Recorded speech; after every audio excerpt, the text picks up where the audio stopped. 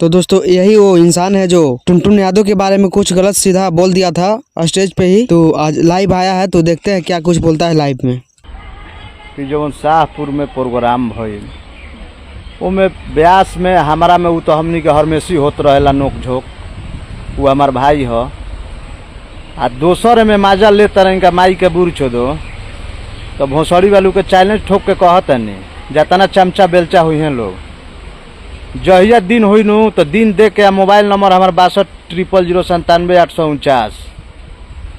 आ जौना जगह फरियावे को होई दिन दे के आजी हसन। ठीक नु पता चला दे हम का हैं या तोहनी के का अवसर कुत्ता सारा बा।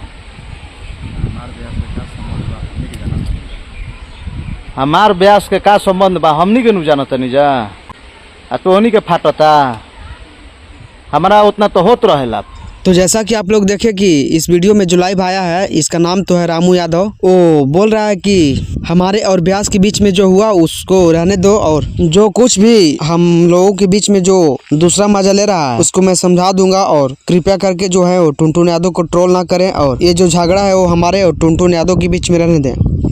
ये जो है वो रामू यादव लाइव आकर के बोलते हैं। तो दोस्तों आप सभी को इस सब के बारे में क्या राय है, अपनी राय को कमेंट बॉक्स में लिखिए बताइए। और इस चैनल पर नए हैं तो चैनल को सब्सक्राइब कर लीजिए। धन्यवाद।